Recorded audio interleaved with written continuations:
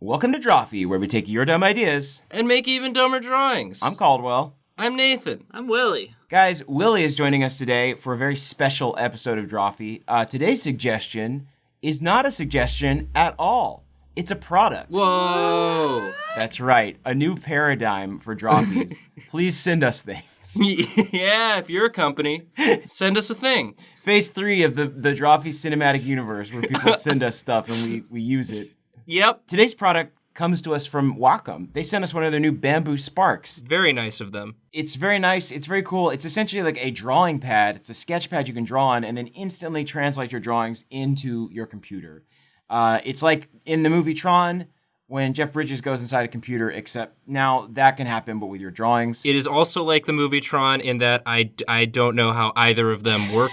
They both seem like science fiction because you're drawing on paper, then you click a button, and then the drawing is in your phone. The Bamboo Spark is an amazing tool for students and artists alike. You can use it to take notes, you can use it to doodle in class, or you can use it to pay diligent attention in class, which is what I would do.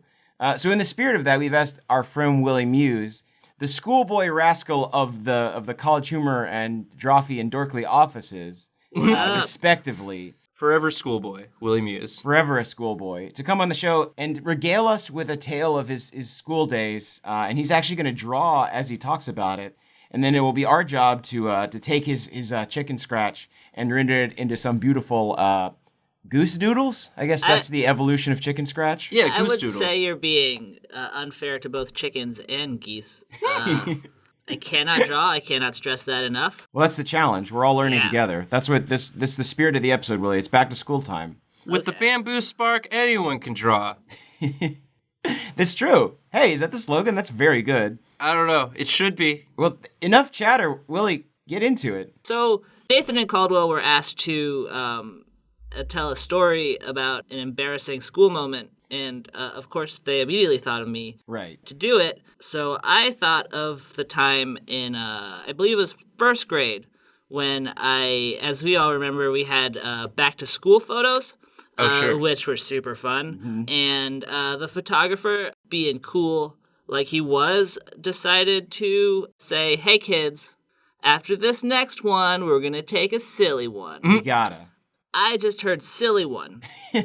So while everyone else was... Selective hearing. I was not a bright child. So while everyone else was posing beautifully, I was making a silly face and crossing my legs in the most uncomfortable way I could think of, because that was humor back then. So this was like a group photo. This was on the steps of my school's courtyard. So everyone's there. You don't think to look and see what the other children are doing. You're like, I've got my silly face. I had on my lock. silly face and I was ready to do it. Oh my gosh. I just love that you thought that maybe that you had ended up with the coolest photographer. Oh my God. No, he spoke to me as a youth.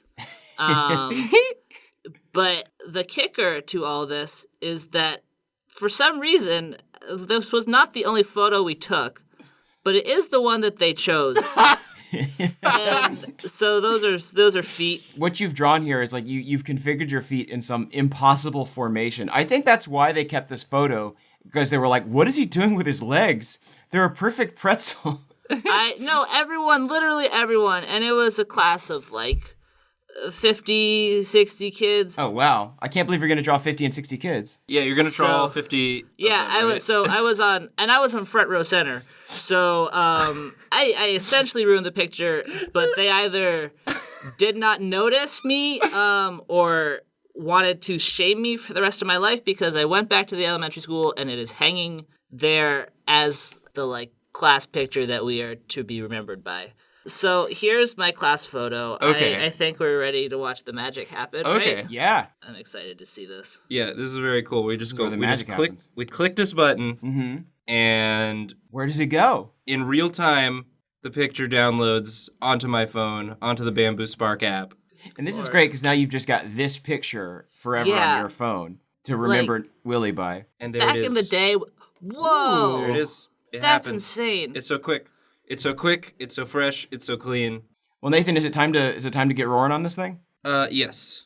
It's time to tear into this drawing and try and perfect it, even though it's already pretty flawless. Perfect. It's pretty flawless. We just have to like complete the image, tell the full story. Yeah, we have to fill out this fresco, if you will. Mm-hmm. Nathan, I need you to just heck up those legs so bad, please. Yeah, well, Willie, you had such a strong neck and shoulders as a child. Look at that thick neck. He's a strong boy. And those are 2 brownies in your lap there? Those aren't shoes. Yeah, he's wearing brownies. Your mom baked you 2 big pans of brownies and you just shoved your feet into them and went to school. And that was your lunch. Back in the day, if you couldn't afford shoes, your mom would just bake you some shoes. Because, baking brownies every day is a lot cheaper than a pair of shoes. These would have to last you the week. This was your food and shoe budget. One pair of brownies per week. Mm-hmm. That's all we can afford. Right. That sounds like a great challenge. Maybe it was the style of the time, though. I don't know. I don't know what things were like growing up in Washington, right? Yeah. Well, it was kind of the style. I was always jealous of the kids who had the light-up brownies. Oh, yeah. Because those were really cool. See, at my school, it was all about pudding shoes. Oh. The real ticket was you get those ones where it was a vanilla chocolate swirl. Ooh. Yeah, and you get like vanilla on the left foot, chocolate on the right foot, and then you just plop them in, and you're kind of just sloshing around with your big pudding shoes all day, and it was very messy, and it got banned. The teachers wouldn't allow it. That and yo-yos, those were the 2 big trends. Pudding shoes. The 90s were great. They really were. They were, but they didn't have bamboo sparks. That's it's true. They had to draw on paper like chumps. They didn't have paper plus, which is what I'm calling the bamboo spark now.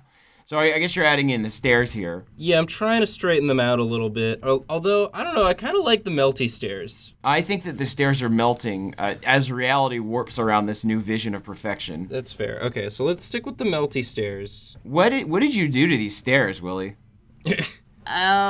Just my silly Nirvana.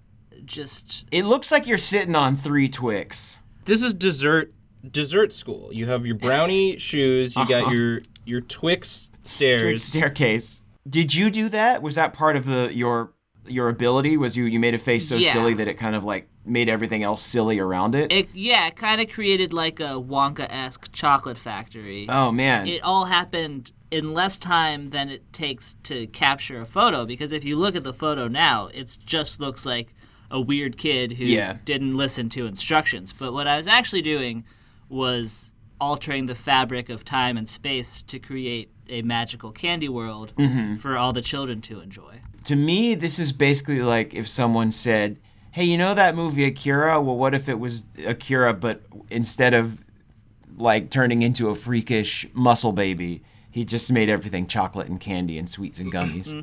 And I like that. I like this interpretation. It's kind of like a Willy Wonka meets Akira type movie that I'm pitching to Hollywood right now via this video. I'm going to say there's a reason my name's Willie, guys.